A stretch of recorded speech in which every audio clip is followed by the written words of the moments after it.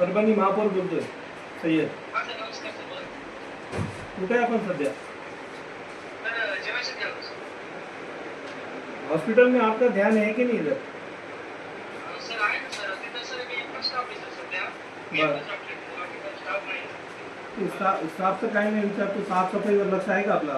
ते पेशंट इथूनच बिमार होऊन जाईल. नाही सर, आहे तिथं साफसफाई वगैरे करतो.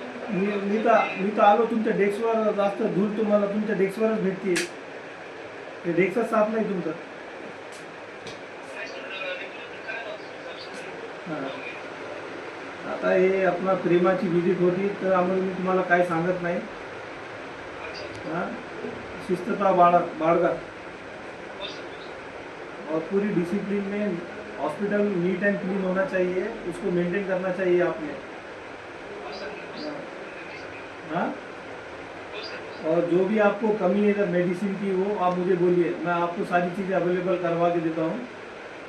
हो सर, मी एमर्जन्सी करून भेटतो सर. हां, ते लेटर वगैरे दिलेलं आहे मॅडमला पण मॅडम. आता मॅडम काय बरं, सावंतमोरे मॅडम जे दिलं नाही तुम्ही मला थेट मला पाठवा, रायटिंगमध्ये मला पाठवा.